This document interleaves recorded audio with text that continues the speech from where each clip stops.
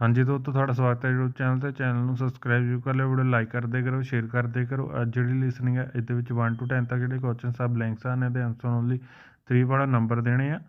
ਤੇ next part 2 ਜਿਹੜਾ ਹੈ ਇਸ ਦੇ ਵਿੱਚ 11 ਤੋਂ ਲੈ ਕੇ 15 ਤੱਕ MCQ ਹੈ। 16 ਐਂਡ 17 ਕੁਐਸਚਨਸ ਆ, ਇਹਨਾਂ ਦੇ ਆਨਸਰ ਦੇਣੇ ਓਨਲੀ 1 ਵਾਲਾ ਨੰਬਰ। ਨੈਕਸਟ 18 ਤੋਂ ਲੈ ਕੇ 20 ਤੱਕ ਇਸ ਦੇ ਵਿੱਚ 8 ਤੋਂ ਲੈ ਕੇ G ਤੱਕ ਆਪਸ਼ਨ ਦਿੱਤੀਆਂ ਨੇ, ਇਹਨਾਂ ਵਿੱਚ ਆਪਸ਼ਨ ਜਿਹੜੇ ਚੂਜ਼ ਕਰਨੀਆਂ। ਨੈਕਸਟ 21 ਤੋਂ ਲੈ ਕੇ 30 ਤੱਕ ਬਲੈਂਕਸ ਆ ਤੇ ਟੇਬਲ ਬਣਿਆ ਹੋਇਆ, ਤੇ ਇਹਨਾਂ ਦੇ ਆਨਸਰ ਦੇਣੇ ਓਨਲੀ 3 ਵਾਲੇ ਨੰਬਰ। ਤੇ ਨੈਕਸਟ ਪਾਰਟ 4 ਜਿਹੜਾ ਆ ਇਹਦੇ ਵਿੱਚ 31 ਤੋਂ ਲੈ ਕੇ 40 ਤੱਕ ਬਲੈਂਕਸ ਆ, ਇਹਨਾਂ ਦੇ ਆਨਸਰ ਓਨਲੀ 3 ਵਾਲਾ ਨੰਬਰ ਦੇਣੇ ਆ। ਸਾਰੇ ਕੁਐਸਚਨ ਤਾਂ ਰੀਡ ਕਰ ਤੇ ਲਿਸਨਿੰਗ ਜਿਹੜੇ ਸਟਾਰਟ ਕਰਦੇ ਆ।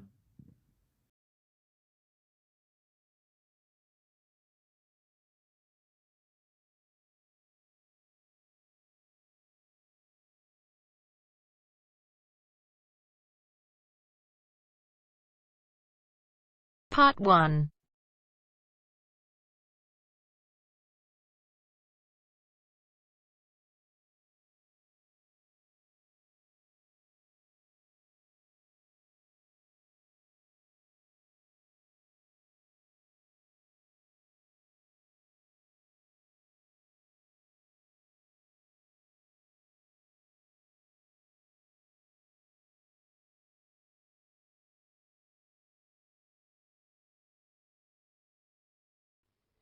You will hear a number of different recordings, and you'll have to answer questions on what you hear. There will be time for you to read the instructions and questions, and you'll have a chance to check your work. All the recordings will be played once only. The test is in 4 sections. At the end of the test, you will be given 10 minutes to transfer your answers to an answer sheet. You will hear a man telephoning a library to find out about joining. First, you have some time to look at questions 1 to 5.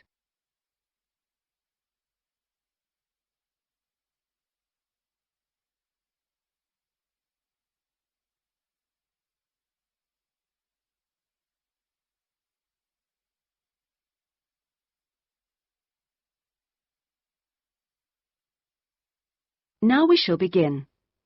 You should answer the questions as you listen, because you will not hear the recording a second time.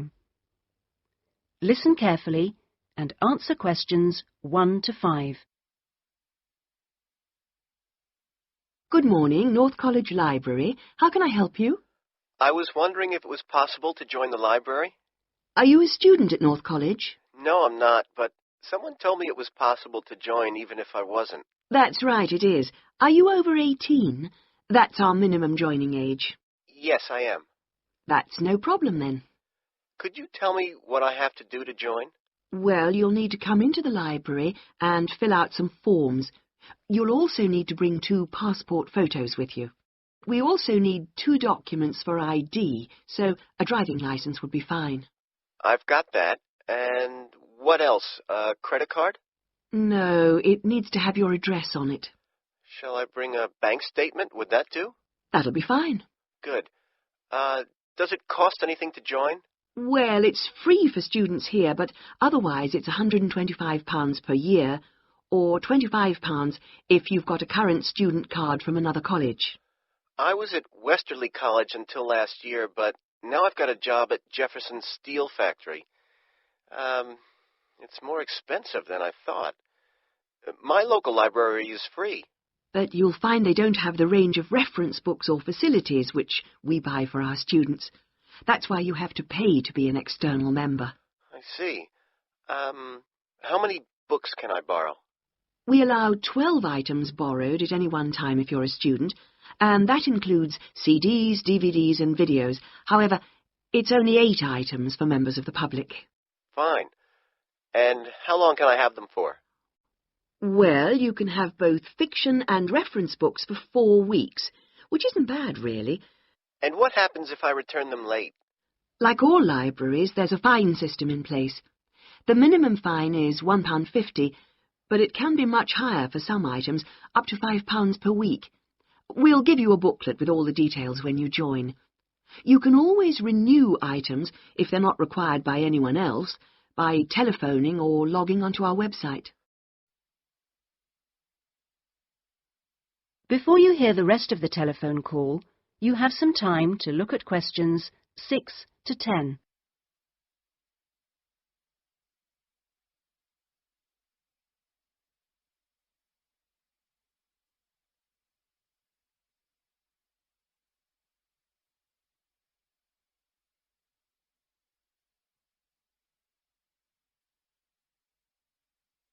Now listen and answer questions 6 to 10. What about the computers? Can I use them free of charge? For college students it's free, but for external members like yourself, the first hour is free, and then we make a nominal charge of £1 per hour thereafter. Do I have to book in advance for them? Oh, yes, it's advisable. Most people tend to book 24 hours in advance, although sometimes you can get one with only 6 hours' notice. However, the earliest you can book a computer is 48 hours before you need it, and you can only book 1 hour at a time. If no one else has booked the computer out, then you may be able to have another hour if you want. We have a wide range of databases, so the computers are in great demand. I'm thinking of doing some writing, and I might need to access national newspapers. Do you have them on these databases? We do indeed. We've got all the big nationals, The Guardian and The Observer, The Independent, and The Times and Sunday Times. We've also got all the local papers and a wide selection of magazines. Excellent. I assume you have photocopying facilities? Of course.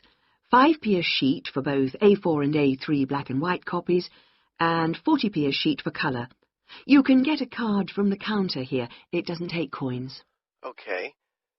Oh, by the way, another thing I was wondering about was if you ran any writing classes through the library.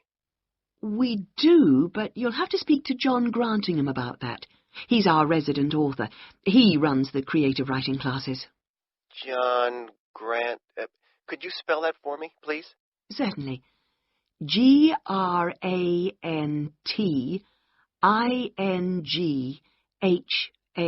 Grantingham. Are the classes here at the library? Yes, he's here on Thursday evenings. Oh, no, sorry, Friday. He's just changed it. You can contact him by emailing the library. Okay. Right. Well, that's about all I need to know. Thank you. I'll be along later this week to join. Thanks. Bye. That is the end of part 1. You now have half a minute to check your answers. Part 2 ਜਿਹੜਾ start ਹੋ ਚੁੱਕਾ ਇਹਦੇ ਵਿੱਚ 11 ਤੋਂ ਲੈ ਕੇ 15 ਤੱਕ MCQ ਆ 16 and 17 ਇਸ ਦੇ ਵਿੱਚ ਕੁਐਸਚਨਸ ਆ ਇਹਨਾਂ ਦੇ ਆਨਸਰ ਦੇਣੇ ਓਨਲੀ 1 ਵਰਡ ਔਰ ਨੰਬਰ ਨੈਕਸਟ 18 ਤੋਂ ਲੈ ਕੇ 20 ਇਹਦੇ ਵਿੱਚ 8 ਤੋਂ ਲੈ ਕੇ G ਤੱਕ ਆਪਸ਼ਨ ਦਿੱਤੀਆਂ ਉਹਨਾਂ 'ਚੋਂ 3 ਆਪਸ਼ਨ ਜਿਹੜੇ ਚੂਜ਼ ਕਰਨੀਆਂ ਸਾਰੇ ਕੁਐਸਚਨ ਤੇ ਰੀਡ ਕਰੋ ਤੇ ਪਾਰਟ 2 ਜਿਹੜਾ ਸਟਾਰਟ ਕਰਦੇ ਆ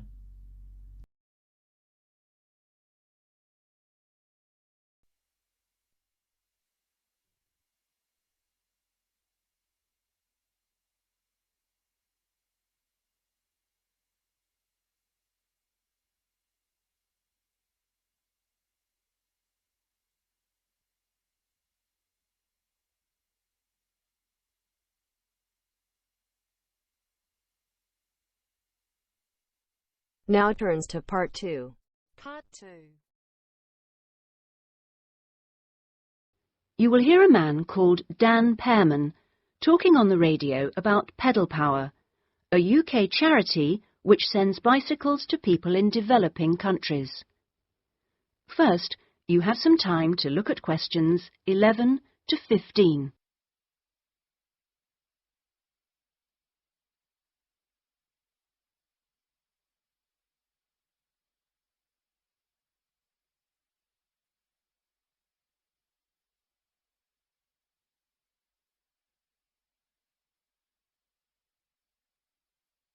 Now listen carefully and answer questions 11 to 15.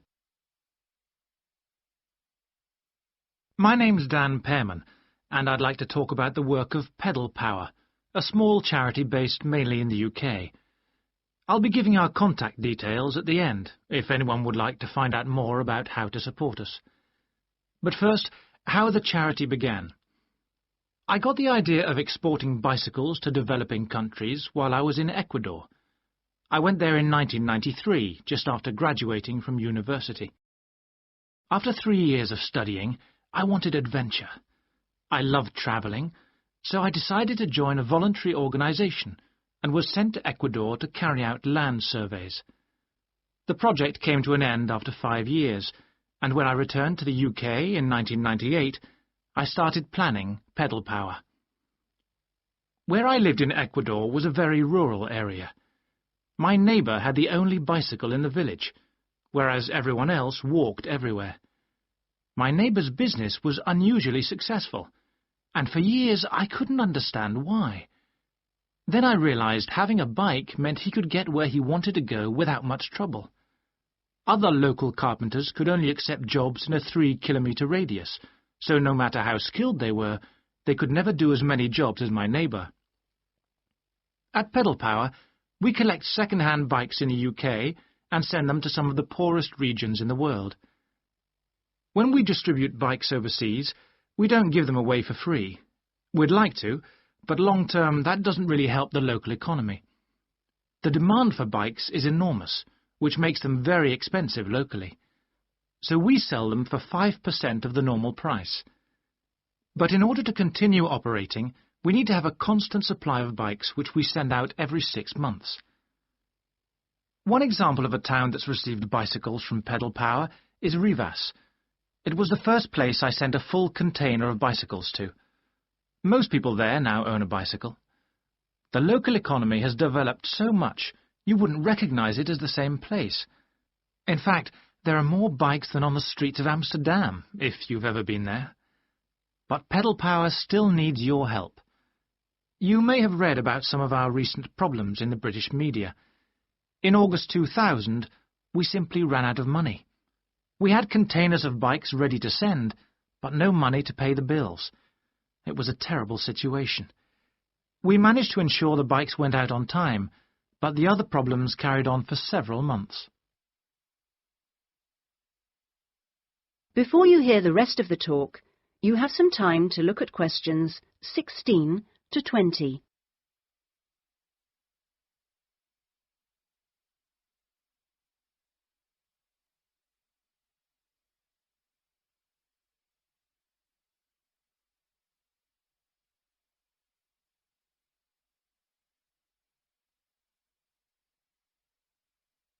Now listen and answer questions 16 to 20. Fortunately, in October 2001, we won an Enterprise Award, which helped us enormously.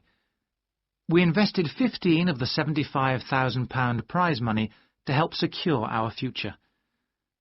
Winning the award helped raise our profile, and the money enabled us to pay all our shipping costs, which represent our greatest expense. Pedal Power changes lives. When someone gets a bicycle from us, they see a 14% increase in their income.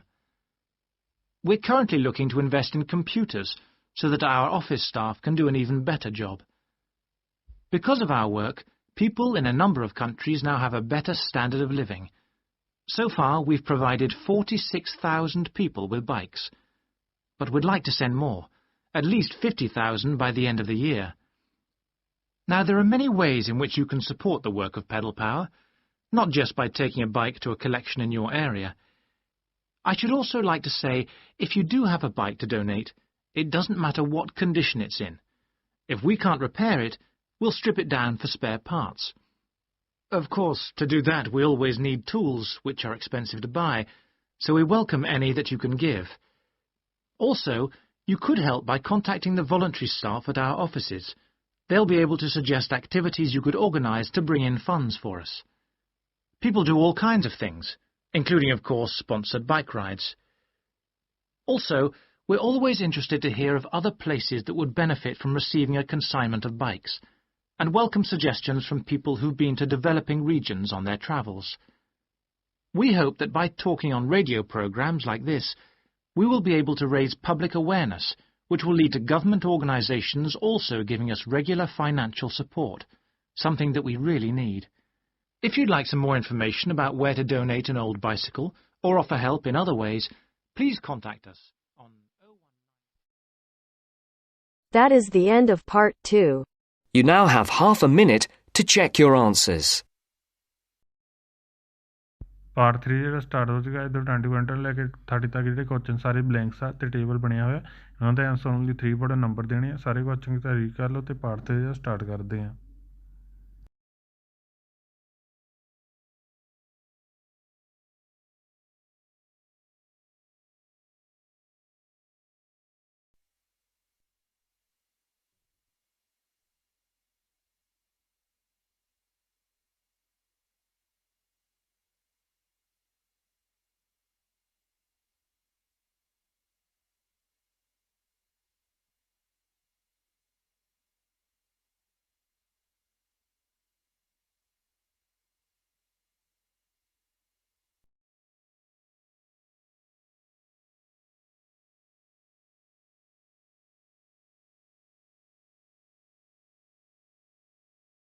Now turns to part 3. Part 3. You will hear a discussion between a college tutor and two students, Christina and Ibrahim. First, you have some time to look at questions 21 to 26.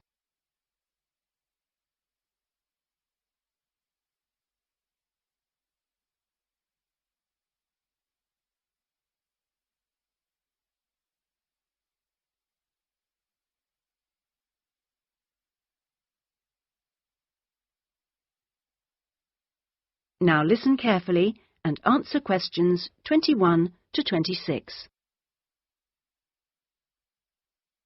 First of all, I'd just like to say, Christina and Ibrahim, that I really enjoyed watching your video about student life last week. And I could see that the rest of the group did too. You did really well, and I hope that you got a lot out of it. I'd like to use this tutorial as a feedback session where you reflect on the experience of doing the project. So, Christina, I was wondering, what did you enjoy most about making the video?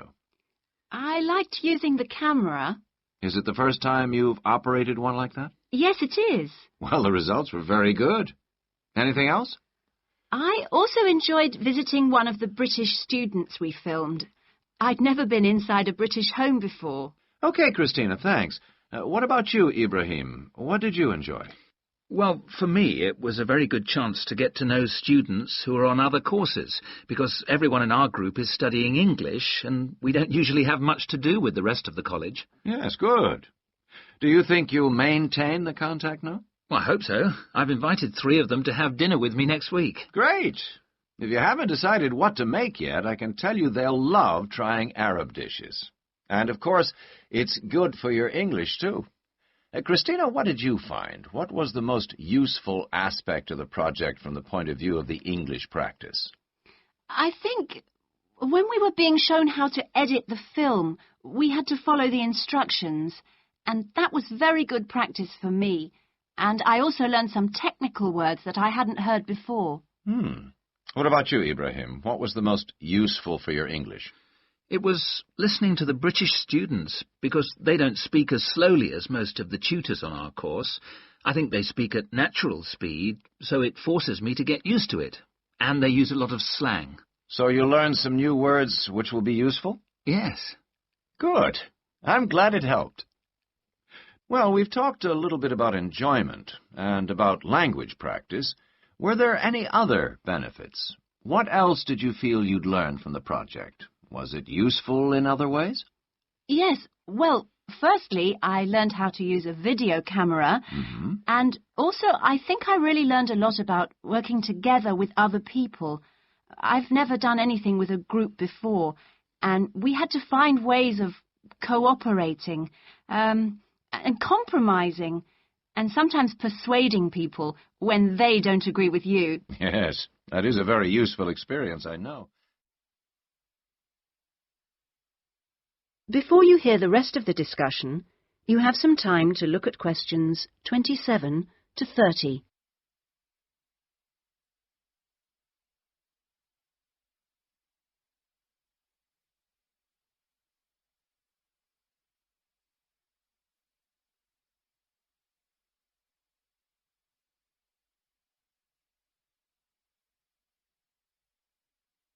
Now listen and answer questions 27 to 30. What about you, Ibrahim? Well, I think I learnt a lot about how important editing is.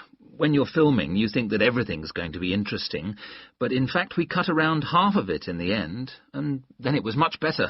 Good. Well, one last thing I'd like to ask. What mistakes do you think you, as a group, that is, made? I mean, to put it another way, if you had to do it all over again, is there anything you'd do differently? We didn't plan very well. For example, we didn't decide on dates when we'd complete each separate step of the project, and we should have agreed about that in the beginning, because we were always late with everything. Right. Anything else?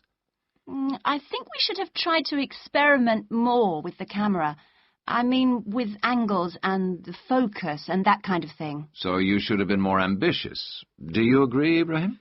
Not really. In fact, I think we were too ambitious. We were inexperienced, and we didn't have a lot of time, and we tried to do too much, to make a long film. Next time I would make a shorter one and try to get the quality better. Well, that's very interesting.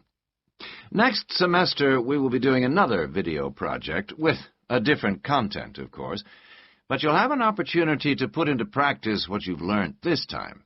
Do you have any ideas about a different...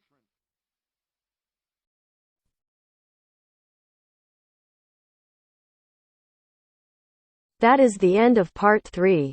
You now have half a minute to check your answers. Part 4 ਜਿਹੜਾ start ਹੋ ਚੁੱਕਾ ਇਹਦੇ ਵਿੱਚ 31 to 40 ਤੱਕ ਸਾਰੇ questions blanks ਆ ਉਹਨਾਂ ਦੇ ਆਨਸਰ ਓਨਲੀ 3 ਵਰਡ ਨੰਬਰ ਦੇਣੇ ਸਾਰੇ ਕੁਐਸਚਨ ਤਾਂ ਰੀਡ ਕਰ ਤੇ ਪਾਰਟ 4 ਜਿਹੜਾ ਸਟਾਰਟ ਕਰਦੇ ਆ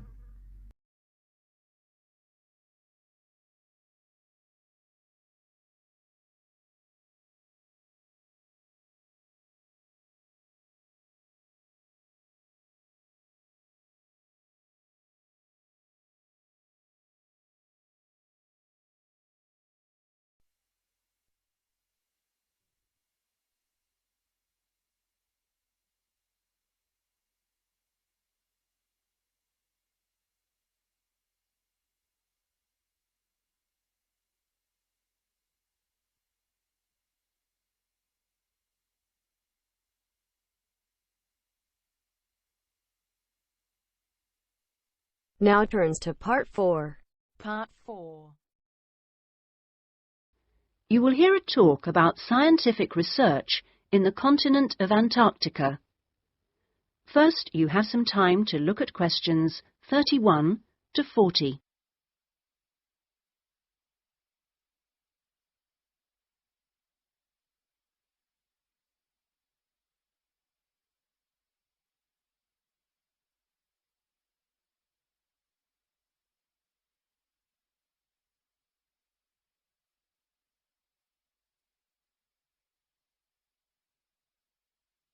Now listen carefully and answer questions 31 to 40. Tonight I'm going to talk to you about that remarkable continent, Antarctica. Remote, hostile, and at present uninhabited on a permanent basis. For early explorers, it was the ultimate survival contest. For researchers like me, it remains a place of great intellectual challenge, while for the modern tourist, it's simply a wilderness of great beauty. First, some facts and figures. Antarctica is a place of extremes, the highest, coldest, and windiest continent, and over 58 times the size of the UK. The ice cap contains almost 70% of the world's fresh water and 90% of its ice. But with very low snowfall, most of the continent technically falls unbelievably into the category of desert. Huge icebergs break off the continent each year, while in winter, half the surrounding ocean freezes over, which means its size almost doubles. Research and exploration has been going on in Antarctica for more than 200 years, and has involved scientists from many different countries who work together on research stations. Here, science and technical support have been integrated in a very cost-effective way. Our Antarctic research program has several summers-only stations and 2 all-year-round ones. I was based on one of the all-year-round ones.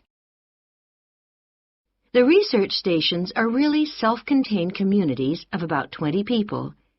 There's living and working space, a kitchen with a huge food store, a small hospital, and a well-equipped gym to ensure everyone keeps fit in their spare time. The station generates its own electricity and communicates with the outside world using a satellite link. Our station, 01, had some special features. It wasn't built on land, but on an ice shelf, hundreds of meters thick. Supplies were brought to us on large sledges from a ship 15 kilometers away at the ice edge. Living in the Antarctic hasn't always been so comfortable.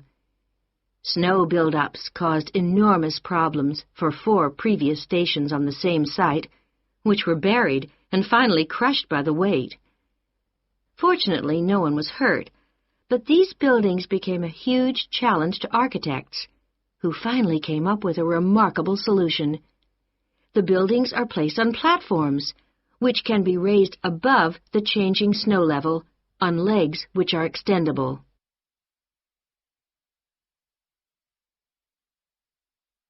Food is one of the most important aspects of survival in a polar climate.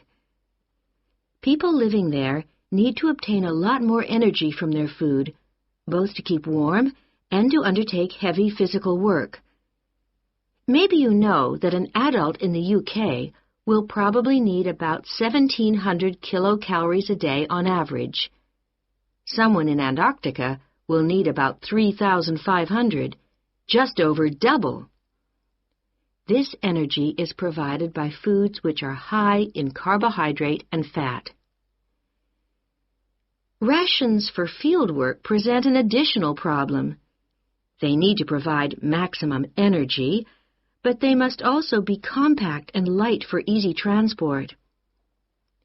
Special boxes are prepared, each containing enough food for one person for 20 days. You may be familiar with coffee processed by freeze-drying, which preserves the quality of the food product while making a large saving in weight.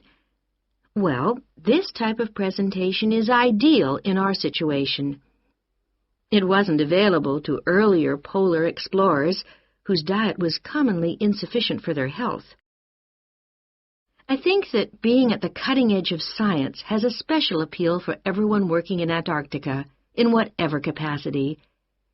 As a marine biologist, my own research was fascinating, but it's perhaps climate change research that is the most crucial field of study. Within this general field, surveying changes in the volume and stability of the ice cap is vital, since these may have profound effects on world sea levels and on ocean currents. A second important area is monitoring the size of the hole in the ozone layer above Antarctica, since this is an indicator of global ultraviolet radiation levels.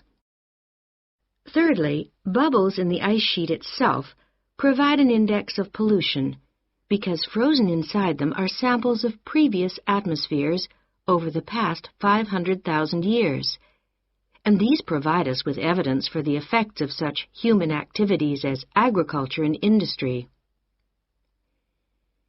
There are an increasing number of opportunities for young people to work for a period in Antarctica, not only as research assistants in projects like mine, but also in a wide range of junior administrative and technical positions, including vacancies for map makers. I hope that the insights I've provided will encourage you to take up these opportunities in this fascinating continent. That is the end of part 4. You now have half a minute to check your answers. Part 4 ਜਿਹੜਾ ਖਤਮ ਹੋ ਚੁੱਕਾ। ਹੁਣ 500 ਦੇਖਦੇ ਹਾਂ। First passport photos, next A bank statement, next 1 to 5 per year, next 8, next 150, next 48, next local newspapers, next A card, next ਜਿਹੜਾ ਨੇਮ ਹੈ ਇਹਦੇ ਸਪੈਲਿੰਗ ਹੈ GRANTINGHEM next Friday, next C, next C, next A, next C, next A, next 75,000 pounds, next computer, next C, E, F in any order 18 like 20, next home, next have dinner, next technical, next slang, next cooperating, next presuming, next editing, next complete, next experiment, next long, next 58, next dessert, next science, next hospital, next ship, next platform, next 3500, next auction currents, next the pollution, next junk. Channel subscribe जो कर लो, video like कर देगा, share कर देगा. Thank you for watching.